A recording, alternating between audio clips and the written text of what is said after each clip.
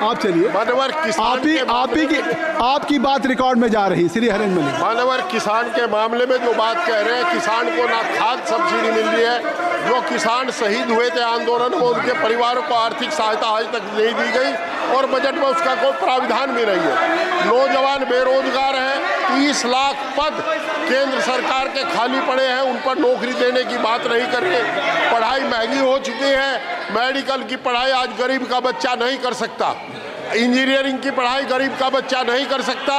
जितना पढ़ाई की फीस इस राज्य में बढ़ी है, ऐसा लगता है कि गरीब और किसान के बच्चों से किताब को छीनने का काम किया जा रहा है। मान्यवर, जहां तक अभी ये विकास की बात कर रहे हैं, लखनऊ में आदरणीय अखिलेश यादव जी द्वारा निर्मित कैंसर हॉस्पिटल, जिसमें 1000 करोड़ रुपए की लागत लगी, बनकर खड़ा है, उसमें डॉक्टर और उसका व्यवहार भी नहीं है। मानवर, बेरोजगारी बढ़ी है, एमएसपी लागू करने का वादा करके सरकार मुकर गई, एमएसपी लागू नहीं की गई, किसान तबाह और बर्बाद है, नौजवान तबाह और बर्बाद है। हमारी उम्मीद थी कि ये अग्निवीर को 4 साल की बजाय 20 साल 25 साल सर्विस का मौका देंगे, परंतु इस बजट में इन्होंने ऐसा भी नहीं किया।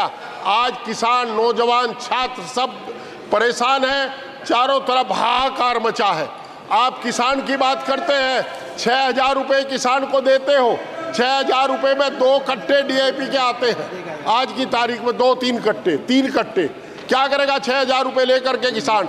ट्रैक्टर पर आपने हमें उम्मीद थी कि ट्रैक्टर पर जीएसटी खत्म करेंगे, एग्रीकल्चर इंप्लीमेंट्स पर जीएसटी खत्म करेंगे, परंतु बजट में ऐसा कोई प्रावधान नहीं है। मैं आपके माध्यम से सरकार से अनुरोध करता हूं कि एक तो किसान के ट्रैक्टर से 10 साल की 15 साल की सीमा हटा दी जाए, दूसरा ये इसके ऊपर जो जीएसटी है एग्रीकल्चर इंप्लीमेंट्स पर और जीएसटी खत्म कर दी जाए।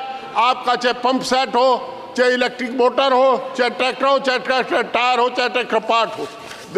मान्यवर, मेरा अनुरोध ये भी है कि जो पढ़ाई को किताब छीनने का काम जो इन्होंने किया है, उसको ये फीस जो बढ़ाई है, आज एमबीबीएस 1 करोड़ रुपए से कम में नहीं हो सकता, वो फीस बढ़ा करके इन्होंने गरीब के बच्चे को पढ़ने से महरूम किया है। मान्यवर, जो रोजगार आप दे नहीं रहे, कम से कम पुरानी पेंशन तो बहाल कर दो, ये भी आपके वोटर हैं, पुरानी पेंशन बहाल करने का काम करें, ऐसा मेरा अनुरोध है।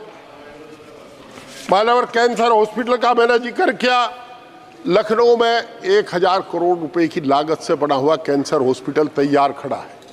आप उसमें केवल डॉक्टर इसलिए नहीं भेज रहे कि वो आदरणीय अखिलेश यादव जी की सरकार द्वारा निर्मित है।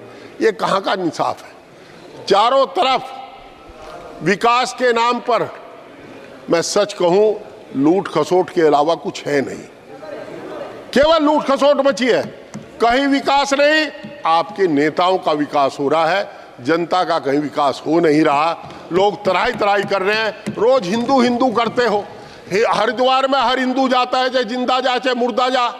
आप हरिद्वार को टोल मुक्त कर दो, जो हरिद्वार को रोड जाती है उस पर टोल ना लगाओ। हमें अंग्रेजी सरकार में, आप मेरे साथ सदन में थे आदरणीय महोदय, जिस दिन डॉक्टर अम्मार रिजवी ने सीतापुर के पर टोल लगाया था, आप ही कहने वाले थे कि जजिया कर देना पड़ेगा। आज आप हरिद्वार पे भी जजिया कर ले रहे हैं। कहाँ आप जजिया कर नहीं ले रहे?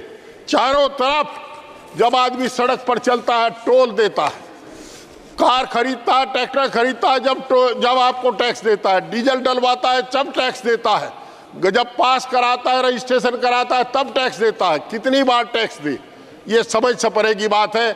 750 किसान शहीद हों और देश के प्रधानमंत्री जी, आदरणीय प्रधानमंत्री जी, एक शब्द भी उनके शोक का ना लिखे, इससे बड़ी बात कुछ हो नहीं सकती। और आदरणीय किसी मंत्री को कोई पूछता ही नहीं, ये क्या वादा किया है उनसे, उस पर कोई काम नहीं हुआ।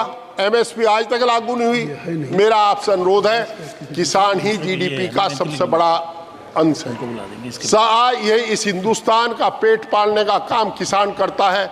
आपने उनके साथ जो व्यवहार कर रहे सिंधु बॉर्डर पर, उसे देख करके कभी जब रात को बैठे तो उस पर सोचना कि इससे शर्मनाक व्यवहार कुछ हो ही नहीं सकता। उस किसान के साथ जिसका बेटा जवान बनकर इस देश की सीमाओं पर खड़ा है, प्रहरी खड़ा है, आज उसके रास्ते में कांटे बिछा दिए गए, कील ठोक दी गई, सीमेंट की दीवार बना दी गई।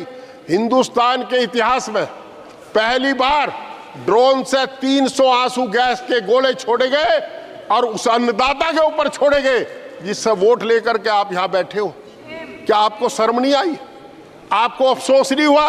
अरे कम से कम एक शब्द अफसोस का ही कह दे। माननीय, बहुत बहुत धन्यवाद, आपने मुझे बोलने का मौका दिया। हमसे जुड़े रहने के लिए हमारे YouTube चैनल को सब्सक्राइब करें और नई वीडियो की नोटिफिकेशन के लिए बेल आइकॉन को दबाएं। अगर आप ये वीडियो Facebook पर देख रहे हैं तो लाइक जरूर करें और ज्यादा से ज्यादा शेयर करें। धन्यवाद।